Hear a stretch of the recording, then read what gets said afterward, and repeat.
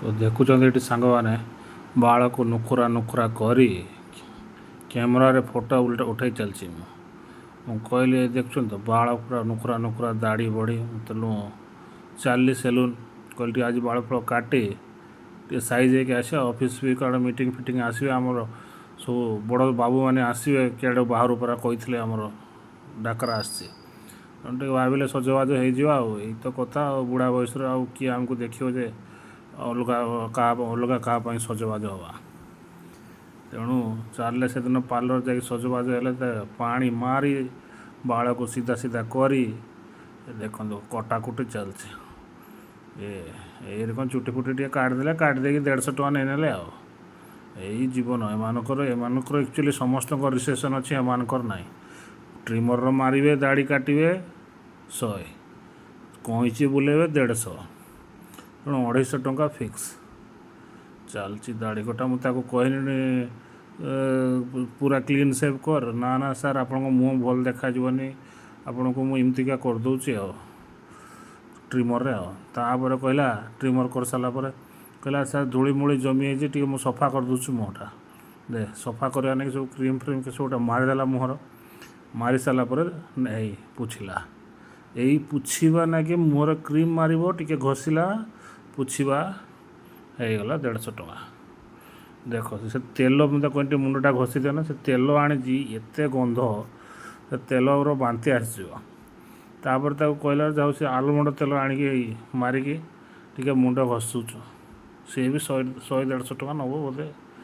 ଦେଖ ଖାଲି ଆମେ ନିଜେ ଖାଲି ସେଲୁନ୍କୁ ଯାଇକି ପାର୍ଲରକୁ ଯାଇକି ଆମ ମୁଣ୍ଡକୁ ଆମେ ନିଜେ ପିଟା କରିବା, କହିବା ଆମକୁ ପିଟ, ଯେତେ ପାରୁଛ ପିଟି ପୁଟାକି ଆମେ ପଇସା ଦେବା, ମାଡ଼ ଖାଇବା ଆହୁରି ତୁମକୁ ପଇସା ଦେଇକି ଆସିବା। ଏଇ ହେଉଛି ପାର୍ଲରର ଜୀବନ। ସବୁ କେହି ଭଣ୍ଡାରୀ କେହି ବାରିକ ପଇସା ନେବାର ଛାଡ଼ିବେନି।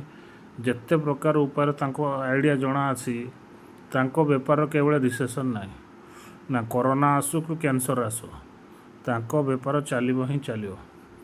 ହଉ ମୁଣ୍ଡ ଫୁଣ୍ଡ ଘଷିଲେଣି ସାର୍ ଆମର, ଘଷି ଘୁଷା ସାରିଲା ପରେ ନିଦ ତ ମାଡ଼ୁଥାଏ ମାଡ଼ ଫାଡ଼ ଖାଇକି, କିନ୍ତୁ ଅବଶ୍ୟ ଲୋକଟା ଭଲ ମସାଜ କରୁଛି। ଦେଖୁଛନ୍ତି ତ କେଉଁ ରେଞ୍ଜରେ ସେ ବଳ ପ୍ରୟୋଗ କରୁଛି ମୋ ମୁଣ୍ଡ, ଆଉ ଟିକେ ବୋଧେ ଜୋରସେ ଯଦି ପିଟିବ ମୁଣ୍ଡ ଫାଟି ଫୁଟା ଯିବ। ପୁରା ଗୁଦୁ ମାଡ଼ ଚାଲିଛି ଆଉ ଯେମିତି ହେମଦସ୍ତାରେ ପିଟି ଚାଲିଛି ମୋ ମୁଣ୍ଡକୁ।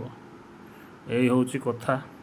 ଏ ସରିଲା ପରେ ମୁଁ ଭାବିଲି ଆସିଛି ଯଦି ଟିକେ ଗୁଡ଼ ଗୁଡ଼ାକୁ ବି ଘଷି ଘୁଷା ଦେଇ, ଦେଖନ୍ତୁ ମୋ ବୋପା 14 ପୁରୁଷରେ ବି କେହି ଗୁଡ଼ ଘଷି ନଥିବେ ଏମିତି ଆଲମଣ୍ଡ ତେଲର କୁରି ପକାଇବ ନା। ସେ ତେଲ ଯେତିକି ଢାଳିବ ମୁଁ ଭାବୁଛି ବୋଧେ ମାନେ ଗାଁ ସାରା ଲୋକ ଗୋଟେ 10 ଭୋଜିର ଘାଟର ଯେତିକି ତେଲ ଦରକାର ହେଉନଥିବ ସେ ସେତିକି ମୋ ଗୋଡ଼ର ଘଷିବ। ସେ ଗୋଡ଼ଟା ବି ମୋଟା ହେଇଛି। ଏଇ ଚାଲିଛି ଘଷା, ଦେଖୁଛନ୍ତି ରଗଡ଼ିକି ଘଷି ଜଣେ। ମୋ ଛୁଆବେଳେ ବି ମୋ ମାଆ ବୋଧେ ଏତିକି ଘଷି ନଥିବ ଗୋଡ଼ ଯେତିକି ସିଏ ଏଇ 10 ମିନିଟ୍ରେ ଉଷୁଣି ଘଷିବ। ପୁରା ରଡ଼ ଘଷିକି ପୁରା ସେ ଚିକ୍କଣ କରି ଛାଡ଼ିବ ନା ଆଉ। ପାଦ ପାଖରୁ ଆଙ୍ଗୁଳି ପର୍ଯ୍ୟନ୍ତ କିଛି ଛାଡ଼ିବନି ସେ ଉଷୁଣି। ସେ ଯେ ପୁଣି ପାଦ ତଳି ପାଦକୁ ଘଷିବ ସଲ କରିକି, ମାନେ ଅଲଗା ପ୍ରକାର। ଦେଖ କେମିତି ଘଷାଟା ହେଉଛି ସାଙ୍ଗମାନେ, ଦେଖି ଚାଲ ଖାଲି ଘଷ ପୁରା। ଏଇ ତ ଜୀବନ ଆଉ। ଏଇ ପୁରା ନଖ ପାଖରୁ ଆରମ୍ଭ କରି ଗୋଡ଼ ସନ୍ଧି ପର୍ଯ୍ୟନ୍ତ କିଛି ଛାଡ଼ିବନି ସେ। ପଇସା ନେବ ଯେ ସିଏ 250 ଟଙ୍କା ଗୋଡ଼ ଘଷିବା ନାଇଁ। ଦେଖୁଛନ୍ତି ତ ସାଙ୍ଗମାନେ କେମିତି ଗୋଡ଼ ଘଷଟା ଚାଲିଛି।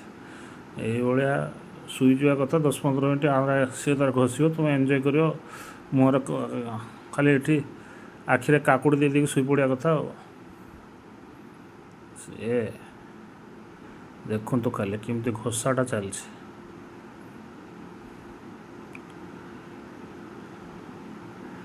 ଏଟା ଦୁଇ ଗୋଡ଼କୁ ସେ ଘଷିକି ପୁରା ମାଲିସ କରି, ବାଃ କି ମଜା। ଇଏ ପୁରା ଏକ୍ୟୁପ୍ରେସର୍ ଦିଆହେଉଛି। ମୋତେ କହିଲା କ'ଣ ନା ଏମିତି ଏକ୍ୟୁପ୍ରେସର୍ ଦେଇଦେବି ପୁରା ରକ୍ତ ସଞ୍ଚାଳନ ହେଇଯିବ, ଆଉ କିଛି ରୋଗ ବୈରାଗ ତୁମକୁ ହେବନି। ତ ଯାହା ବି ହଉ ତାର କରୁଛୁ, ପଇସା ନେବ ମାନେ କିଛି ତ କରିବ ନା। ଏଇ ତ ଚାଲିଛି ଆଉ। ଏକୁପ୍ରେସର ସରିଲା। ଏଟା ଡାହାଣ ଗୋଡ଼, ତାପରେ ବାଁ ଗୋଡ଼। ଏଟା ମୁଁ ଟିକେ କାଟି କାଟି ଦେଖାଉଛି, କିନ୍ତୁ ଲୋକ ପାଖାପାଖି 15ରୁ 20 ମିନିଟ୍ ଧରିକି ସିଏ କଲେ। ଇଏ ଏମିତି ମସାଜ ଦେବ ପୁରା। ଯାହା ହଉ, ଫୁଟ୍ ମସାଜ ମୋ ଜୀବନର ପ୍ରଥମ ଥର ପାଇଁ ମୁଁ କଲି। ଏଇ ଦେଖୁଛନ୍ତି ତ କେମିତି ସିଏ ତେଲ ଯେତିକି ସେ ଢାଳିଥିଲା ପୁରା ଗୋଡ଼ ଭିତରେ ପେଇଦେବ ସେ ତେଲକୁ। ମଦୁଆ ବି ଏତେ ନିଟଲି ପିଇବେନି ଯେତିକି ସେ ତେଲକୁ ମୋ ଗୋଡ଼ର ପେଇଦେଲା। ପୁରା ଏକୁପ୍ରେସର ଦେଇ ମୋତେ ଚାଙ୍ଗା କରି ଛାଡ଼ିଦେଲା। Please subscribe my channel and follow my page.